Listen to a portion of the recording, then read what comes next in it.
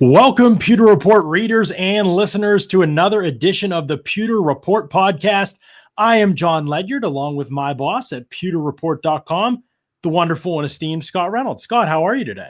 The very tired Scott Reynolds after a Monday night football game and Tuesday night election results. And getting up at 6 a.m. to get kids to school and stuff. I'm ready for bed, John. But after this podcast, because we got Bucs-Saints to break down. This is going to really be, I think, for all the marbles in the NFC South. And we had our first Zoom call with Antonio Brown today. And really kind of my first experience interacting with Brown. You covered the Steelers for many years and living up there in Pennsylvania. You know Antonio Brown. And so I think let's start there, John. My first impression of Antonio Brown was humble, soft-spoken, contrite to a degree.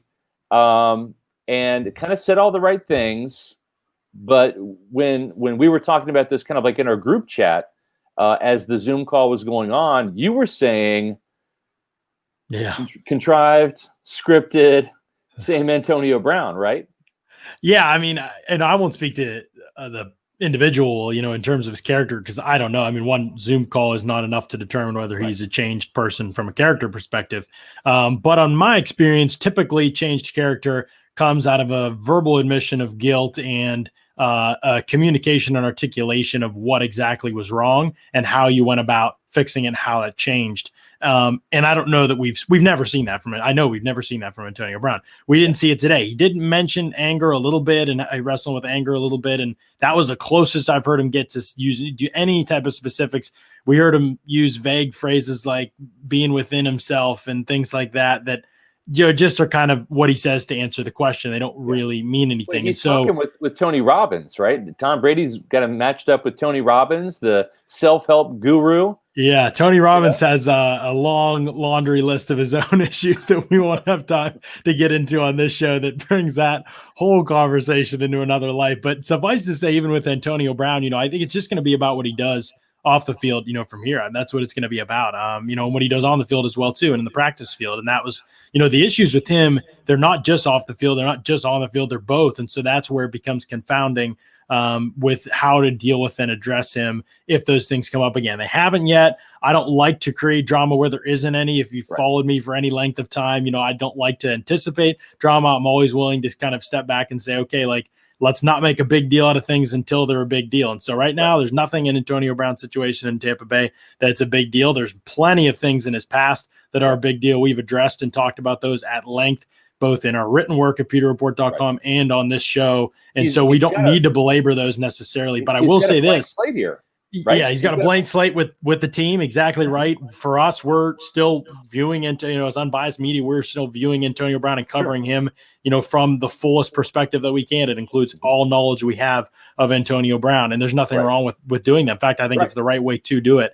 But you're right that Antonio Brown has a clean slate with this team, and he has an opportunity to get on the field this week in New Orleans and play a substantial role, I think, because Chris Godwin's status, as Bruce Arians told us, is still up in the air, and they're not going to go into this game and play Jaden Mickens 43 snaps. I just don't think that's going to happen, Scott. I think Bruce Arians wants his best guys on the field, and he's coming into the Saints game with incredible intensity, and I think I'd be surprised, especially if Godwin doesn't play, if Antonio Brown isn't a huge part of that. Yeah, I think so too. And you go back and look at that lone game that he played in week 2 up there in New England back in 2019 against the Dolphins. 8 targets. I think he had 4 catches, 56 yards, and a touchdown. And so he made a pretty quick acclamation to Josh McDaniels' offense up there in New England. And you have to think with him bunking with Tom Brady that package, whatever amount of plays he's going to see, whatever role he's going to have on Sunday night, Antonio Brown's going to be ready for it. And Tom Brady's not going to be shy about giving him the ball. That's the beauty of Tom Brady throwing the ball. If you're open, you're going to get the ball, whether you're Jaden Mickens or Mike Evans or anybody in between. Oh, absolutely. And I think that's exactly right. I mean, with Brady, I think you could bug with him, but he's not going to look at Antonio Brown's way more than anybody else, unless Antonio Brown's more open or the scheme that dictates he's going to be the guy getting the more targets. He's proven that over and over and over again. You can accuse Tom Brady of whatever, but you can't ever accuse him of locking into one receiver. It just does not happen in his game. It's not what he does. And so, I think that's the biggest thing is that Antonio Brown can get a ton of opportunities in this game. If that's the way the Saints decide to cover things. And we've seen the Saints, we know unless they change something, which would be surprising, Marshawn Lattimore traveled with Allen Robinson last week. He traveled with Mike Evans all the time in the past. That's probably going to happen as well. I bet they'll leave him in single coverage. Since that week 1 game, Marshawn Lattimore has really struggled this season. Mike Evans is 100% healthy again. Yeah, I think it bodes well for a big Mike Evans game, and I think he's going to get plenty of targets too. I do too. You look at Marshawn Lattimore, John. He's allowed 26 catches for 370 yards and 4 touchdowns. That's the most yards surrendered by any Saints defender, and he's their top cover guy. Yeah, and what that tells me is he's matched up on the top receiver for the opposing team, but he's also getting targeted and picked on. And he only has 1 interception this year. He doesn't have a single pass breakup. So giving up 4 touchdowns, only 1 interception, and he's been flagged for pass interference several times this year. You look back at week 1, right? I mean, couple times, he got flagged twice in week 1 against the Buccaneers. And granted, Mike Evans was hobbling with that hamstring injury, but he did surrender a touchdown in that game inside the 2-yard line. I definitely think that Mike Evans and Marshawn Lattimore have had a very feisty history. And I think that's a matchup that can be exploited this week because Lattimore just has not been good at any point in time this season. Right. Exactly. And Chris Godwin was great week 1 in this matchup. And Shan Keltner asked, how's Godwin's hand? And we mentioned it just a little bit ago, but I think Friday, Bruce Arians said they'll know whether he can catch and whether he might be able to give it a go. Just not enough information to know at this time. So we'll just play the waiting game with Chris Godwin. But the Bucs certainly have enough weapons to win without him. But with him, I mean, he was dynamic last time these two teams met. People kind of forget because he's been in and out of the lineup maybe, but he made a lot of the big plays in this game. The corner route on the first drive of the game that was the big play and getting them down to score on that first drive. And then later in the game, he's able to get that 3rd and short conversion off play action. He's able to get vertical and make a catch. He's huge to the Bucs offense. And I think if he plays, they're going to be really tough to beat and slow down on offense because they can attack you at all 3 levels really effectively. So it is a big deal and we'll have to monitor it. You have to wonder, and Greg DeCruz brings up a point. Godwin has to play, even as a decoy, he'll open things up, right? I mean, when you have 5 eligibles on any given play, the quarterback just is not going to have time to go through his progressions and find guy number 5, right? Yeah. I mean, it's just not designed. You don't have this is not a rodeo where you have 8 seconds. You have 3 seconds to get rid of the ball, maybe 4 if you're in max protect, and that's it. A quarterback, even a guy like Tom Brady, maybe gets to the 3rd, read in his offense, which is usually the check down. Usually it's either, deep to underneath or underneath deep, and then it's the check down, right? Maybe you get to number 4 if you're in the red zone in a very short condensed area where you've got everything kind of happening at one level, right? You kind of just scan the field left to right or wherever. So if Chris Godwin can't catch the ball, then he probably doesn't dress. But even if he can, but is not 100%, he does have some value on the field as a decoy, even if he never gets targeted, because you have to respect him if you're the Saints. And if you're the Saints, you don't know if he can catch the ball or not. If he's dressed and active, you have to assume that he can.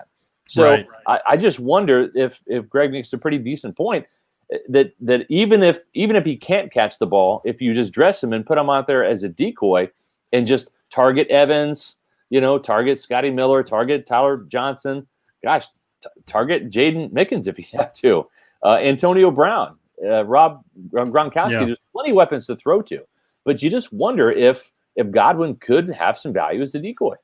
Right. And this Saints defense, they have had their ups and downs this season, Scott. It's been more down than up, especially when you consider the talent that they have. They have players at every single level of their defense. They have depth. It just hasn't come together for them. The execution has not been there for them consistently. Part of it's Lattimore struggling. Cam Jordan hasn't produced sacks the way that they're used to. from him. Marcus Williams hasn't produced plays on the ball the way they're used to from him. So all those guys just haven't really had the seasons that they're used to having. All still good players, all still have made plays, but consistently nobody's like afraid to go after or deal with any of those guys. Yeah. Now it really started week one as it comes to Cam Jordan and even Marcus Williams, and it's continued throughout the season for guys like Lattimore, Janoris Jenkins as well, who we saw have a pretty decent game against the Bucs in week one, and it's just been kind of downhill for him since then, the Saints' other corner. But they're still hovering like in the 10 to 16 range in most defensive statistics. Yeah. But the one that really stood out to me, Scott, is that passing touchdowns, they've given up a ton this season, 19. Yes, and it's 31st in the NFL, only less than Atlanta.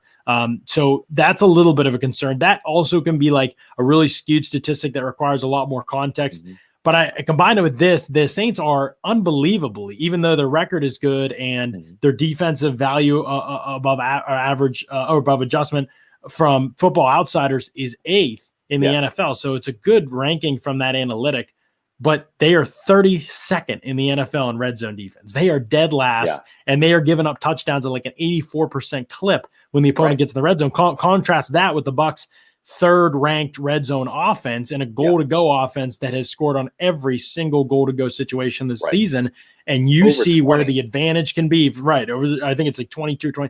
You see where the advantage can be for the Bucs if they don't have the 3 turnovers and have the 9 penalties or whatever it was the last time that they played. 100 yards in week one. Yeah, exactly right. That's the formula for the Bucs. Stay on pace, and you can convert and keep scoring in the red zone.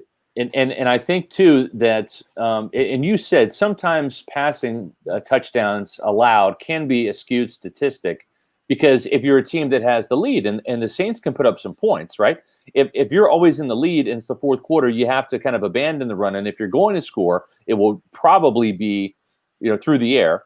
And we saw that with Daniel Jones throwing the touchdown with 15 seconds left I almost said last week's. I mean, really, Monday night's game, just less than 48 hours ago. So to me, I think that those statistics do bear the fact that this secondary is not good at defending the pass. You've got a quarterback who's playing exceptional right now when it comes to throwing touchdown passes, and that, of course, is Tom Brady. John, the one thing that I've noticed about the Saints, and maybe Michael Thomas's return this week, and we'll see if he actually returns, because this is a guy that sprained his ankle, was going to come back, punched a teammate, got suspended, hurt his hamstring in practice, and it's been a weird, wild ride for Michael Thomas, who was the leading receiver in terms of catches last year in the NFL. He's only played in one game, John. That was week one, where he had 3 catches for 17 yards, was blanketed by Carlton Davis. And I asked Carlton about that matchup today, and if Thomas plays, he feels that he's ready to take him on. And I think that Carlton Davis, and I've said this before, Michael Thomas is a possession receiver. And Carlton Davis has enough speed to hang with a possession receiver, and he's physical enough where you can shut Michael Thomas down. Week one was not a mirage. I asked Carlton Davis today too, are you a Pro Bowler? He says, yes, of course I'm a Pro Bowler. And I love the confidence. And he's playing at that caliber of level. 13 pass breakups, 4 interceptions, which is tied for the lead. That's a matchup that the Buccaneers definitely can win. But the Saints need Michael Thomas, John. They have fallen in terms of their point scoring from 35 points in a win against the Lions to 30 points in the next game in overtime against the Chargers, to 27 points against the Panthers, to just 26 points last week in an overtime win against the Bears. So this is an offense that is sliding down in terms of point scoring. And we've seen when Tampa Bay's offense is clicking and on fire, they can put up points aplenty. They did that against the Chargers. They did that against the Packers. They did that against the Raiders. With Antonio Brown coming in, that's another weapon that can potentially light up the scoreboard. And right now, if you're the Saints, you need Michael Thomas to not just play. You need him to play at that Pro Bowl caliber level, because they're just not scoring enough points. Yeah, I mean, still 7th in the league in points per game, but it has been kind of an adventure for the Saints offensively a little bit. Right. It's like, and they have absolutely no big playability at all. Like they just don't have, I mean, they are one of the least deadly offensive teams in terms of creating big plays Right. in the NFL. Even in the run game, they basically do it more in the run game than they do in the pass game. They just don't have it. In the pass game, it's almost ridiculous. Brees has played every game, obviously, for the Saints this season. He's 5 of 11 on throws of 20 yards or more. So not only does he do it at a league low rate, they're only quarterbacks in the league to be considered starter comparable. Now, remember, Cam Newton missed a game. Jimmy Garoppolo missed a game, but those are the only guys, or maybe 2 games. They're parts of different games. Right. I don't know. Those are the only guys in the league who've attempted less 20-yard passes or more than Drew Brees, and they haven't played all their team snaps. Those are the only guys that qualify. Are you saying that Drew Brees' arm is shot, John? Is that what you're saying?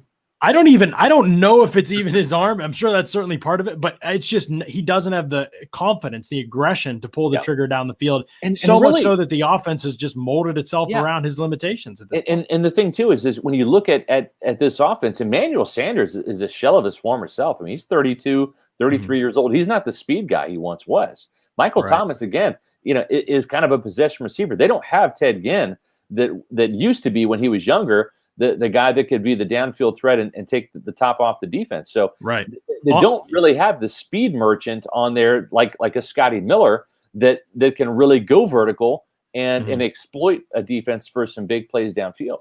Right. And we appreciate, Zach Jarvis, your donation, man. That's awesome. And the question, we appreciate that as well. If you want to subscribe, go ahead and subscribe. Pewter Report TV, Pewter Report Podcast. We go live 4 days a week. We bring Bucs coverage, lots of Bucs coverage of this upcoming Saints game. And Saints coverage twice a year. We do Saints coverage twice a year. So. Exactly right. And we'll do it heavily after the game on Sunday night. We'll be on live Sunday night after the game. I know it'll be a late one, but pull through with us because we're going to have some awesome content coming for you after the game. So we'll be on live at that point. We'll also be on live tomorrow as well. We'll have fun content as well, continuing to break things down. But in this game, is Michael Thomas playing? That's the big question mark. We think that he is at this point in time. We'll monitor as the week goes on. Obviously, that's where kind of everybody's at, including the Saints, I'm sure. But you're right, Mark, Scott, that he is not really the big play guy in this team, in this offense, or he will add to that ability once he gets out on the field. But so far this year, when they do go with the big plays, it's been Jared Cook most of the time. And Jared Cook against the Saints against the Bucs caught the 46-yarder,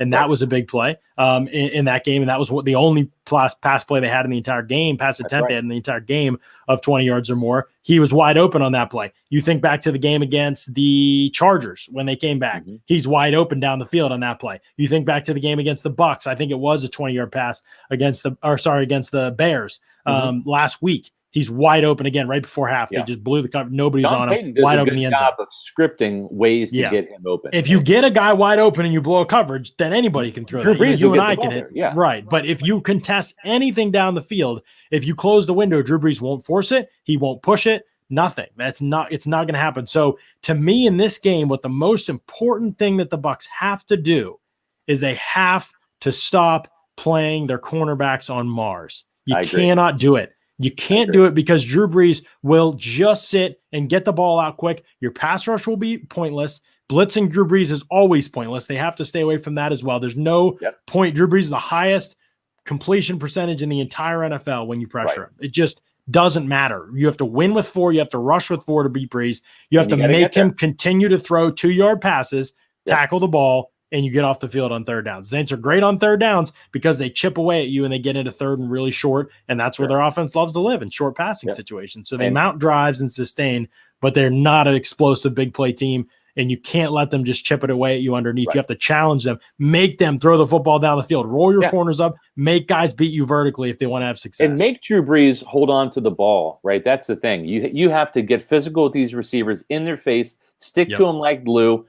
Drew Brees does have that quick release, John. You're right, but the thing is, you got to make him want to get rid of the ball, but that he can't because of the coverage. And if you want to get to him, that's how you have to do it. We appreciate Pete Roy with the super chat donation very much. Thank you.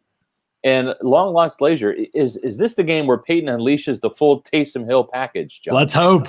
Exotic plays are the kryptonite to a sound, aggressive defense, and that it's an interesting point. Taysom Hill has become a more of an option. He's more of a staple in this offense, and does so mostly running the ball. But we also saw him catch a touchdown pass from Drew Brees against the Bears. He's honestly a good receiver. He's not a quarterback at all, but he's a good receiver. He's a good ball carrier. Yeah, but he can run, throw, and catch. And so he's a different guy that you really have to kind of do your best to kind of guess and scheme for a little bit.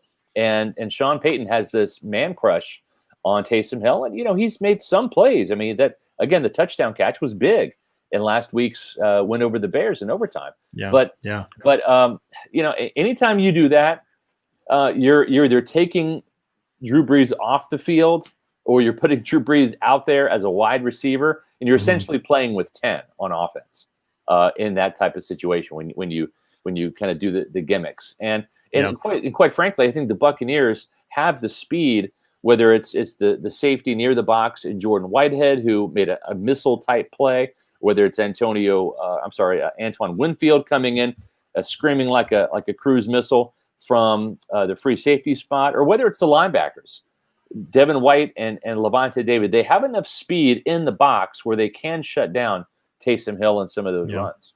And one of the keys for the Bucs will be the screen game. They have to be better against the screen game. Saints hit a great screen. They used jet motion and hit kind of a throwback screen in the first matchup to Deontay Harris, real quick guy who they like to get the ball in space. Again, they have to figure out ways to manufacture splash plays. That's how they have to operate. They are not going to get them down the field. Their 20-plus and 40-plus yard plays will come from plays that are blocked up and schemed up. The throws occur near the line of scrimmage. That's how the Bucs will. If they lose, I bet that's how they'll lose. If that's the result that befalls them, because that was where the Saints have killed teams this year. The Green Bay game. Remember, Alvin Kamara caught that screen pass. That was, going to it as a Drew Brees touchdown pass, and it was like negative 1 yard pass, but that's, and he broke a ton of tackles, and Kamara's great at that. And the Bucs defended Kamara pretty well in those situations last year, but he did score on the screen, remember, down in the red zone. And then Harris hit the screen to Harris. They got him in field goal range for a big 3 points in that point in the game. The Saints have lived off the screen game. They've got a lot of different ways and a lot of different players that they use there to beat you. Night, John, you look at what Jason Garrett did, right, with that throwback. That exactly right. I forgot who caught it. Was it Golden Tate? I don't even remember. Sterling Shepard, Golden Tate. Yeah. Jason Pierre-Paul made like a diving tackle that could have gone for a touchdown. Yeah. It really kind of suckered the Bucs. And listen, when you have an aggressive defense that loves to fly to the ball, when they see a flash, they go to it like a cat and chasing a light on the carpet. And so to me, that's the one thing too, is you do have to play very disciplined football. You do have to read your keys. And boy, John, we've seen now Antoine Winfield Jr. really play some disciplined football and not get fooled and not get suckered. And gosh, this guy is he is not playing like a rookie. When I think of rookie, I think of Cookie, right? Like you've got Mark Cook, right? We call him Cookie. He's not on today. Typically, he does like cookies. He does like cookies, and Cookie isn't on today. He usually joins us on our post game podcast or the day after game. But usually, John and I will do the preview podcast. But it's like you've got Rookie, Cookie, my bookie. Of course. Of course. That's a segue Mark would be proud of. I think so. So listen, it's late fall. College football's here. The NBA bubble's coming up. We're going to, believe it or not, we're going to start with the NBA, college basketball, hockey. It's going to start again. You got UFC Fight Island. It's clear that 2020 has been a year unlike any other. And that's why you need a sports book with offers unlike any other. So get some skin in the game with MyBookie, where odds boosts, lightning deals, and free bets will wait all season long. And with Turkey Day right around the corner, there really is no better time to feast on some NFL action. Whether you're a first-time customer or you've been playing MyBookie for years like I have, there's no shortage of value to be found in the thousands of games in terms of the lines, the unique prop bets, the money lines that I like to play, the point spreads, and those contests that they offer every week. So sign up or get reloaded today in your account, find an edge, make your bet, and get paid. They also boast a fully fledged casino platform, giving you access to all the classic table and slot and card games that you would expect to find at your local casino spot. And that's the best part. At MyBookie, the doors never close. So you can continue to build your bankroll even after the stadium lights have gone out. So make the right play. Sign up today at MyBookie And when you do, use the promo code Pewter to get your deposit matched halfway, all the way up to $1,000. So the terms are simple. If you put in $200, they're going to match your deposit with another $100 in your account. If you're already planning to bet this season, this is like getting free money to bet with. It's winning season at MyBookie. Use the promo code Pewter and sign up today for some fun and win some cash while you're at it. Sounds like a plan to me, Scott. And guess what? For the second straight Pewter Report podcast, we've got some breaking news on the podcast. Actually, several elements of breaking news / news that was just reported before we went live. Will Goldstein, earlier this offseason, he tweets that he contracted COVID-19 and he was able to get through it with relatively minimal symptoms. Right. But in recent days, he tweeted he was exposed to someone outside of the team who was tested positive, and he's currently self-isolating for the next few days for precautionary reasons only. He's testing daily, and he says he's expected to rejoin his teammates in time for Sunday's night's game against the Bucs. So we'll monitor the situation, but it's not a positive test. The Saints, or the Bucs, I believe, have placed him in the protocol, and so it's just a precautionary measure right now. He'll obviously continue to be tested, and we'll hope those come back negative for more than just the game, but for his health as well. Also, Tom Pelissero, NFL Network, reporting Alvin Kamara has a foot injury that isn't considered major. The Saints did get Michael Thomas, Emmanuel Sanders, and Marquez Callaway all back at practice, so all three wide receivers for the Saints back at practice. Sean Payton said Kamara was limited today. They'll be careful with him, call him day to day. He plans to play still, so we'll monitor that one. Quan Alexander, we appreciate Zach Jarvis again throwing us a super chat donation. Big shout out, Zach Jarvis. He wants to know about Quan Alexander. Quan Alexander will not be able to clear COVID-19 protocols in time to play, so he will not play on Sunday night against his former team, the Buccaneers. And then the big news, Greg Auman of The Athletic reporting that Ali Marpet has an injury he's dealing with, and he could miss Sunday's game against the Saints, which would be obviously the first test really of the Bucs offensive line. I think Bucs starters have played 98% of their snaps, the highest percentage for five starters in any team in the NFL. No team in the NFL has played as much together as their five starters. So it'd be a huge test for them if Ali Marpet is not able to go, because none of their starters have missed any games this season at all. That's right. Hard to tell who would replace Marpet at this point. It could be AQ Shipley playing guard. He has played guard in the past. He's a very small guard, so it would be a tough matchup for him against some of the Saints' long-levered guys like Davenport, who could play inside, and Onyemata, who's improved a lot as a pass rusher. The other option would be Joe Haeg. He's a load. He's a great player, and he had a great game against the Bucs last time. The other option is Joe Haeg. He could be he's played all the offensive line spots and practices at center sometimes, so he can play there too, and he might be the other option. He's been kind of their extra tight end, so that, from blocking situations, so that may change things from that perspective. But that's kind of the outlook right now. We'll have to just keep monitoring Ali Marpet. Practice injury report isn't out yet, and Greg has not specified the injury, so we're not totally sure what it is that's bothering Marpet at this point. He played every snap the whole way. That's no surprise. Tough dude, but something apparently is ailing him and could keep him out of that game. So lots to consider there, lots to go through as we think about and anticipate this matchup. One of the keys, I think, is going to be protecting Brady. This team just gets out of sort when protection breaks down. It has not broken down very often this season.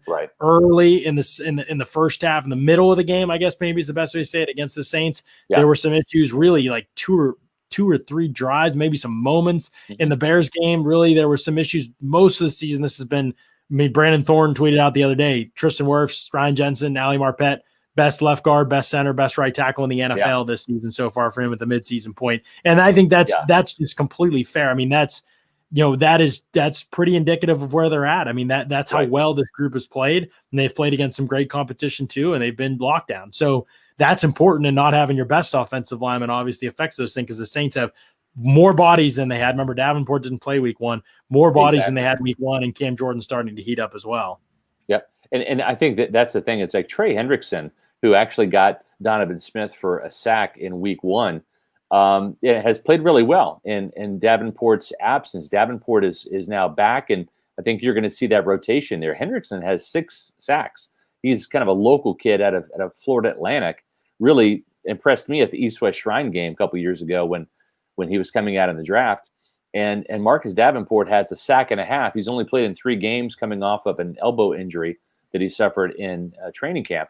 So with having that 1-2 punch, and Carl Granderson actually had a sack fumble against Brady on Donovan Smith as well. So Donovan Smith really played his worst game of the year in week 1. And so I think he's just like he did a year ago. yeah, he has to atone for that. And to his credit, he's played really good football. No penalties for Donovan Smith over the last 3 games. And, he did give up a sack on a bit of a switch. It was almost a covered sack, I think, last week when Brady, got taken down. It was a late one, but he got beat. Yeah.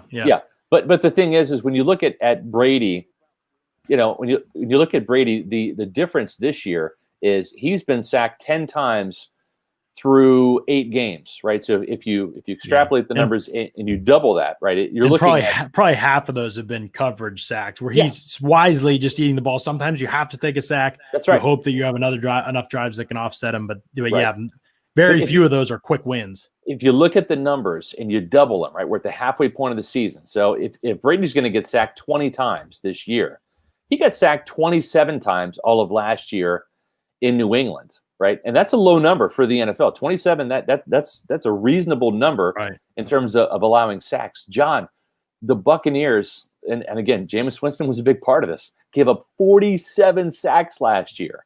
So Tom Brady is on pace to get sacked less than half of the time that Jameis Winston was sacked last year. It's remarkable how much better the pass protection has been. And it's remarkable how quickly Tom Brady finds the open receiver and gets rid of the ball.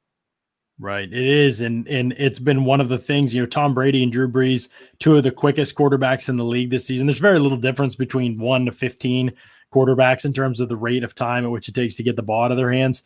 Brees obviously is near the top of that list, but Brady is a little bit further down only because he's been willing to go deep so much more often. I mentioned Brees being basically around last in the NFL when you consider the context of the fact that he's played more games than the 2 guys Bruce below Arians and Byron Leftwich want Tom to take those deep shots. And Tom is willing. He has a good pocket. He's willing to hang in there and find Scotty Miller or Mike Evans or Rob Gronkowski or Chris Godwin, down the field. Right. I think last week was a huge indication. We kind of glossed over this, but I just think last game was a huge indication of Brady kind of getting way more used to looking high to low in his pass progressions. He wanted deep shots down the field. He threw them even when they were tightly contested. Couple barely just knocked away by the Giants. That's how it goes with the deep ball. Nobody throws the deep ball at 75%. Brady's one of the best in the NFL this season, and he's somewhere around 43%. He has 17 pass completions of 20 yards or more out of 43 attempts. That doesn't seem great if you're just looking at the numbers, but that's about the best in the league. That's about on par with the best in the league.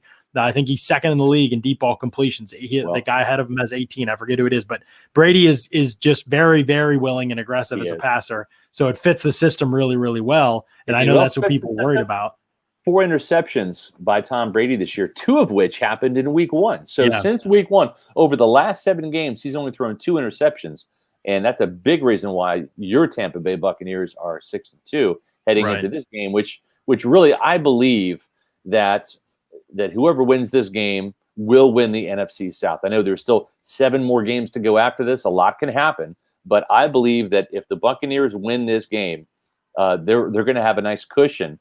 And I don't know that the Saints, who still have a pretty rough schedule ahead, if they're going to be able to come back and win this, because it'll be split. Now, if the Saints win, they have a decided tiebreaker advantage over the Buccaneers in the division because they will have swept them. And this is an NFC South game. So that's going to make, if the Buccaneers somehow were to lose this game, they still have 2 games with the Falcons coming up. And as much as you would love to look at the Falcons on paper and say, well, that's a sweep right there. The Falcons play the Buccaneers tough. And there's another game at Carolina. So Tampa Bay still has 3 more NFC South games left on this schedule after Sunday night's game against the Saints. Right. Yeah, and the Rams, the big one for the division too, and you've got Minnesota, who just beat Green Bay, a tough team. I don't care.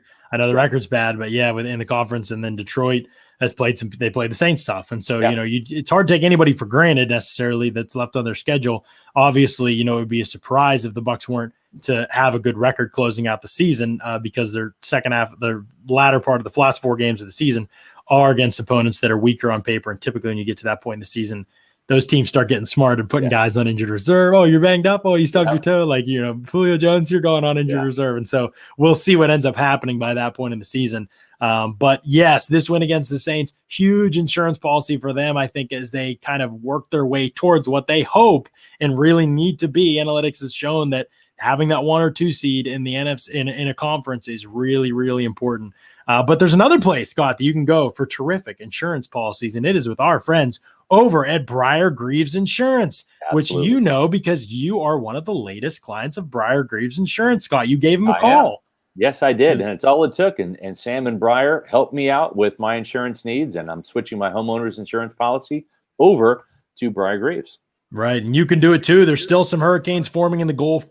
Don't wait to renew your insurance policies. Call Briar Greaves Insurance, which is family owned and has served the greater Tampa Bay area for 30 years for your home, auto, boat, life, commercial, and flood insurance needs. A lot of homeowner companies are canceling or not renewing policies, leaving Florida or increasing premiums significantly. Call Briar Greaves and speak directly to Briar or Sam for a personalized touch for information on the best rates. The folks at Briar Greaves Insurance are big fans of the Buccaneers and proud sponsors of the Pewter Report podcast on pewterreport.com. Visit briargreavesinsurance.com or call 813-876-4166. That's 813-876-4166 today. Yes. Scott, one of the things that we have kind of discussed in this matchup is who commits less mistakes. The Saints just do not turn the ball over. It's one of the biggest strengths around them as a team, has been for years. You can say what you want about Drew Brees and throwing the ball down the field, not being aggressive and losing the arm strength. And I think all those things are true. And I don't think if he throws a I know you're going to see the tweets. Oh, who said Brees doesn't have arm strength? Right. It's so dumb. The larger sample size for 2 years now has said that Drew Brees doesn't throw the ball down the field very often. Yeah. He only does it when guys are wide open on a blown coverage or something. So that part's unquestionably true. But what's also true is that he's still really good in the pocket. He hardly takes any sacks. They're one of the best teams in the league. They have 9 sacks allowed this season, tied for second best in the NFL. You said Bucs are 10, so both teams have been great at that. He's great at fencing the pressure, getting the ball out of his hands, throwing it away when he needs to. He's just terrific at it. He's great pocket presence. He doesn't make any mistakes with the football. He's not going to give you the ball like Daniel Jones did last week. It's just not going to happen with Drew Brees. And so you have to plan for that. When you are a team going into this game, the biggest difference in the last game was the fact that the Bucs committed 3 turnovers and the Saints committed 0 turnovers. Both teams were penalized, and both teams have had their struggles with penalties. Both have cleaned it up a little bit in recent weeks after rough starts to the season. Bucs really trending in the right direction in penalties, although they still have more on the season than the Saints do. It's pretty comparable. That's going to be the key, right, in this game. The Bucs, I think we agree, are better than the Saints. But if they beat themselves, they will not be able to beat the Saints because I just don't think the Saints are going to beat themselves. They're just not going to happen. Yeah, and I think the thing too, John, is and you kind of alluded to this on the last podcast, the Saints are going to come in full of confidence, right? I mean, they've owned the NFC South, and they know how to win the division. They've done it the last 3 years, the last 2 of which they've been 13-3. They've not been that dominant this year, but they've found ways to win close games. And they've had 2 overtime wins this year, and they've done so without Michael Thomas, their Pro Bowl receiver. So just like the Buccaneers found a way to win on Monday night, the Saints have been doing this for a long time. So if you want to knock out the defending champion, you can't let it get to the scorecards. You got to knock him out, right? Like you got to you got to have a perfect game. You got to play your A game, and then you have to force the Saints into some mistakes. And sometimes it's not even on offense. The Saints forced the Buccaneers into a special teams mistake, and that was really kind of what got. They had a blocked field goal. That was Ryan Succop's first. And then also Mike Edwards had the fumble when he was trying to step in front of Jaden Mickens and field kind of a pooch kick. And that really set the Saints up in good field position. So I think that if the Buccaneers want to beat the best, they got to be the best. And that means they got to be their best self and not beat themselves. Then they got to focus all their attention on beating New Orleans, because I think the Saints are going to come in with a little bit of a stronger head game than the Buccaneers. This is a home game for the Buccaneers, and it'll be an opportunity for them to really, I think, take a stranglehold of the NFC South, and they've got to be mentally prepared for that. And I'm almost glad, John, that they didn't play their best football Monday night, because I think they're going to be even sharper come Sunday night against the Saints. We just got the injury report, and this is not good for Ali Marpet. This is a concussion that I'm guessing happened in practice. Might have happened. The same thing as the Chris Godwin situation, I bet. Yeah. So this is not good. So I think you can rule out Ali Marpet for this game. I don't see him passing concussion protocol. So that's a big blow, and it'll be interesting to see if Joe Haig or if AQ Shipley goes in there at the guard position. And then you kind of have to wonder what the trickle-down effect is, John. Donovan Smith has not really lived up to his second-round billing and become that top 10 tackle that he has the physical ability and the traits to be, but he just hasn't been that consistent guy. So much so, John, that Ali Marpet started off his career as a right guard in Tampa. Then they experimented with him at center one year, and he didn't really play at an elite level at center. So when they put him back at guard, they put him at left guard, right next to Donovan Smith, to kind of shore up that side of the line. So now you look, and you're going to have a backup player, whether it's Haig, it even could be Josh Wells, or AQ Shipley. I'm guessing it's going to be Shipley or Haig, but you're going to have one of those guys next to Donovan Smith, and I think that really weakens the left side of this offensive line, not just in pass protection, but also in the run game, John. Right. No, I agree with you. It's a big loss if indeed he can't go, and we kind of anticipate him not being able to go. So yeah, you're right. It's a big loss. We look at just down the injury report before we wrap up here at some of the other players that missed, but Jamel Dean didn't participate because of an illness. So you monitor that, but assume that hopefully he's feeling better. Mike Edwards, a limited participant. Will Goldstein, obviously, as we mentioned, on the COVID list for now, doesn't mean that he's not going to play. Just wasn't a positive test. Just may have been around someone who did test positive. So he's got to watch. Chris Godwin, limited participant.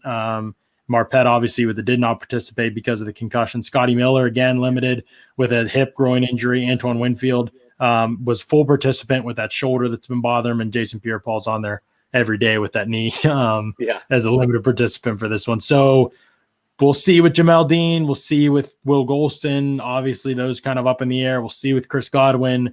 We're getting to that point in time where it's time to make predictions for this one, Scott. And this is so tough for me. I've come on the show confident about almost every pick this year. And my record's pretty good. Yes, I think I've only got one wrong. Yep. I'm saying I'm 7-1 or something like that this season. You're leading the pack. This one is really hard for me. I felt good about the Packers one. I really did. I felt good about the Raiders one, but this is tricky for me because I think the Bucs are the better team, but knowing that they're banged up and that the Saints are getting healthy and getting guys back, and the fact that the Bucs defense, I just think they've been leaky. I think they were leaky against the Raiders, to be honest. I worry about that 4-man pass rush. I think that you can rush 4 and drop against Brees, and you can have success. And it's okay if you don't pressure him right away, but eventually, I think you can't give him all day in the pocket. It's just too hard to cover.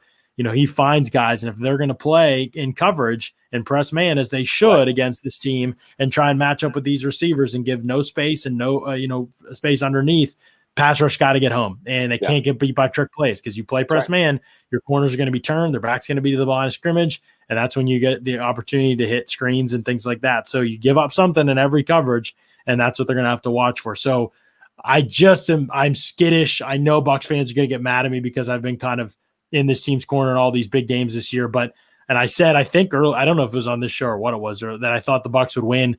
I just think this might be one that the Saints take. I picked the Saints before the year to win the division, even though I think by the end of the season, the Bucs will be the better team. Right now, I think the Bucs just might be a little bit more banged up than the Saints, and that matters in games like this. And I think that the Saints obviously are extremely well coached, and their attention to detail is terrific. And I think that matters. And I also am worried about the run defense. I don't think it's the same without Vea, and I don't think that's the end of the world, except that I just think the Saints are so good and efficient, and not, normally you can look at the Steelers game the other day. They got 265 yards rushing. almost every Ravens carry was 20 yards. It was absurd to watch. Yeah. And the Steelers came in with a great run defense. Right. And it didn't matter because Lamar Jackson turned it over 4 times and they failed twice in the red zone. And those just aren't things the Saints do. It just aren't. That's not how the Saints, it's not going to happen, for them. So I think if they can continue to be efficient on offense, they can have enough success. The Bucs, they're going to have to score a lot of points in this game, I think, to win. They are. I think that they'll have some success. I'm not convinced that if Godwin misses, and he very well might, and with Marpet out, and there's going to be more pressure on Brady than there typically is. I feel confident of that because I think you're exactly right about the effect he has on Donovan Smith, who's already struggled in this matchup.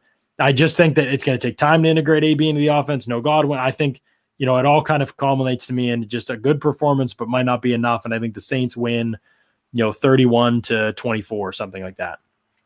At some point in time, we have to see the Tampa Bay Buccaneers play good football in prime time. It just doesn't happen.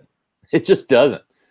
I mean, I've covered this team for 25 years, and I think the last time they really played well on primetime games was like when Warren Sapp and Rondé Barber and Derek Brooks and John Lynch and Simeon Rice were playing. It's been a minute. It's been a while. It's been a decade. That being said, there's something about this team, and I got some news for the Buccaneers and you Buccaneer fans out there. They play the Super Bowl in prime time. So if you're going to make it to the Super Bowl, and some of these playoff games are going to be in prime time too, you got to get good in prime time. You have to adjust to that. And I think Monday was an adjustment. I think they won in prime time. It wasn't pretty, but they found a way to win. Now I think it's time that they start to really understand what it's like playing in the national spotlight at night, because it is different, especially for a young football team. And they've done it twice now. Thursday night wasn't so great against the Bears in Chicago. Monday night was better against the Giants in New York. Now this one's at home. And I think this one is going to be the game where the Buccaneers finally have a decent showing and get a quality win on Monday Night Football or Sunday Night Football or Thursday Night Football, any primetime game, a Saturday wild card playoff game. I think in order for you to be good in primetime, you got to be good in primetime. You got to get that experience. And I think that the Bucs take a step and they win a high-scoring game, 37-30 against the New Orleans Saints to start to get that stranglehold on the NFC South. I think that they're the better team. And even with the injury to Marpet, and even with Godwin possibly not being out, or I should say not being in, or if he is in the lineup, not at 100%, I think they do enough to win. And Antonio Brown scores a touchdown in his first game as a Tampa Bay Buccaneer. Right. Yeah, there you go. Bold prediction by Scott Reynolds. Russ Rampanger wants us to talk about the Saints injury report. We did kind of mention their injuries in their report near the middle of the show, maybe. Mentioned Michael Thomas, Marcus Callaway, Emmanuel Sanders coming back to practice today. Thomas and Callaway were limited. Breeze was limited. I mean, I don't think, Kamara we mentioned limited. I don't think any of those things are going to keep them out of the game. It's Wednesday in the NFL. There's a lot of guys that are limited on Wednesday. Right. The one to watch is Sheldon Rankins. He didn't participate with the knee injury, and he got hurt in the last game, and I think was out the rest of that game. So that might be. And just to let you know, Godwin was limited today. Mike Edwards was limited today. Scotty Miller, Jason Pierre-Paul were limited. So is Mike Evans on here? I don't think Mike Evans is on here. Yeah, he's fully healthy. That's a very good sign. Yep. I think, and I'm writing about this on my SR Fab 5. It's one of my 4 matchups to watch. I talked a little bit about Evans and Lattimore. And John, I think that the winner of that matchup is going to determine who wins the game. If Marshawn Lattimore can play like the Lattimore of yesteryear, then I think that the Saints might have the advantage. But I think Mike Evans, he finally got the kryptonite shook off him last Monday night against James Bradbury, a cornerback that's had his number dating back to the Panthers. And I think Evans had the touchdown. I think you're going to start to see Mike Evans rev up the engines here, and I think he's going to exploit the matchup. And I think Evans will be the pivotal character in this offense that's going to get the Bucs to win on Sunday night. Love it. I'd love to see a shootout between these two teams. I felt like we could have had it last time, honestly, but the Bucs just weren't quite It's going to go back and forth, right? Because Drew Brees is the all-time passing touchdown leader on Sunday, and then Tom Brady now has that that lead on Monday night, and then Drew Brees will probably take it back at some point Sunday night, and then Brady might take it back within the same game. You could have a seesaw back and forth between the top two quarterbacks in NFL history when it comes to the all-time passing touchdowns. And my guess is Tom Brady ends up at the end of the game still your all-time touchdown passing leader in leading the Buccaneers to a 37-30 victory over the Saints. Yeah, it's going to be fun. Last question I'll take from Greg. He says, any concern with Brady throwing 40 passes per game? By the end of the year, will his arm have less strength? I'd rather see a 30 pass, 20 run type of offense. No, Greg, no real concern with that. Any quarterback expert you talk to really will say that the more a quarterback throws, and any quarterback really will tell you, the more they throw, the better. It's not like baseball where you're throwing, as hard as you can that many times. It's just different. And so the more you can throw, the better and the stronger your arm is. You keep those muscles tuned up and ready to go. Ultimately 30 to 40 wouldn't make any difference, for Brady, better or worse, I don't think. And you know what helps? You know what helps, John? There's no concern. As Brady is a 43-year-old quarterback, he's not throwing in New England anymore. Okay, where your arm gets cold and it gets tight and those tendons get tight. He's playing in Tampa. It's going to be, in the 70s Sunday night for the kickoff. So he's playing in a warmer climate. I think that's going to help his aging arm. He's not going to have to worry about the cold until the playoffs. And maybe the Buccaneers have some home playoff games, and it's not even an issue. We'll have to see.